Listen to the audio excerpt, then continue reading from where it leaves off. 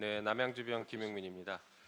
지난 윤석열 탄핵 국면에서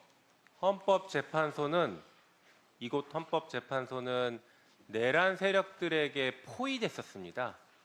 매일 시위하고 재판관들 그리고 여기 연구관들 그리고 근무하시는 직원분들이 출근하는 것도 제대로 마음 놓고 하지 못하도록 그렇게 포위됐었는데 그런 상태에서도 헌법재판소는 국민 주권에 순응했습니다.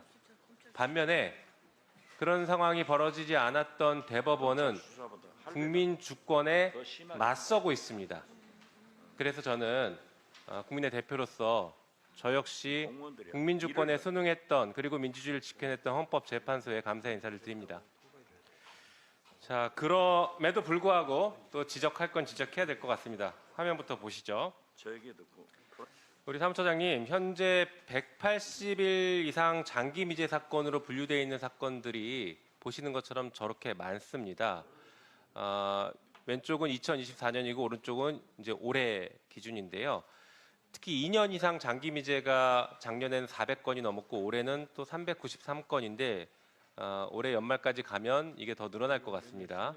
이렇게 장기 미제 사건이 헌법소원을 기준으로 헌법소원 같은 경우에 그러면 장기 미제가 지금 연간 1,300건 이상 그리고 전체 장기 미제 사건은 한 1,400건 정도씩 이렇게 되는 것 같습니다.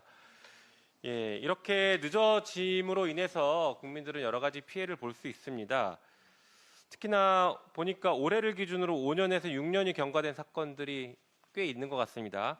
예를 들어서 지난 2020년 10월에 제기한 헌법소원이 아직도 결정나지 않고 있는 게 있는데 수도법 및 상수원 관리규칙에서 규제하고 있는 건축물의 설치, 영업허가 제한 등의 규정이 헌법에 보장된 평등권과 직업선택의 자유, 재산권, 지방자치권 침해 등을 한다는 이유로 헌법소원이 제기된 사건이 있습니다.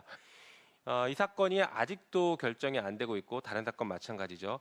그러니까 그 사이에 국민들이 이 사건 하나만 바라보면서 정말 계속 고통을 받고 있습니다. 헌법재판소에 아주 많은 사건들이 중요한 사건들이 있지만 또 국민의 삶을 돌아봐야 되고 챙겨야 되는 이런 장기 미제 사건들에 대해서 헌법재판소가 빠르게 결정을 내려야 될 것이라고 생각합니다. 네, 알겠습니다. 그렇게 하시겠습니까? 네. 네. 또 다음 한번 보실까요? 아까 탄핵 얘기가 많이 나왔는데요. 지금 헌법재판소가 윤석열 탄핵 인용한 것 이외에는 대부분 기각을 하고 있습니다. 그런데 기각했던 사건들이 지금 어떻게 진행되는지 아십니까? 다음 보여주시죠. 자, 보시는 것처럼 이상민 헌재에서 기각했더니 그 뒤에 내란을 저질러 버렸습니다. 그래서 구속 기소됐죠. 안동환 같은 경우에 대법원에서 공소권 남용이 인정된 상태였습니다. 이정석 같은 경우에 기각했지만 불구속 기소했죠. 그리고 이진숙 같은 경우에도 기각했지만 수사 중이고 또 법원에서는 행정소송에서는 이진숙이 권한을 남용했다라고 다 패소하고 있습니다.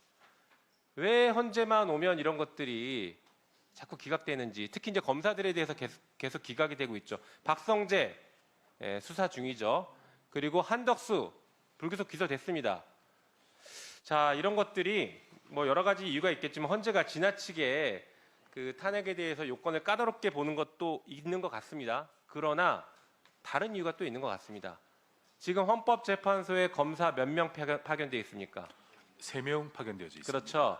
제가 지난 21대 국회에서 그러니까 2020년 국정감사에서도 같은 문제를 지적했습니다.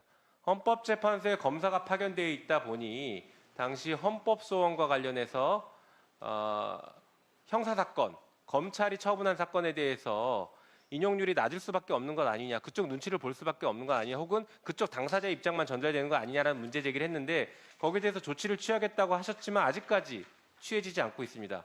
그러다 보니까 지금 검사 탄핵에 대해서 잘 아시는 것처럼 검사들이 집단 반발하고 있습니다. 예를 들면 뭐 부장검사들이 성명을 내고 차장검사들도 성명 발표를 했고 평검사 200명은 반대 성명 발표하고 막 이랬습니다. 그리고 탄핵 대상 검사들을 지원하기 위해서 검사동호회에서는 변호사비까지 주려고 규칙을 개정하려고까지 했었습니다.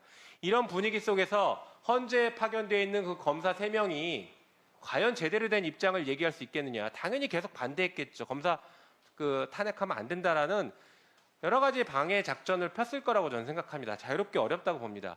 그러니까 검사 파견 빨리 철회하시고 헌법재판소에 독자적인 판단을 하기 위한 구조를 만드셔야 될 것 같습니다.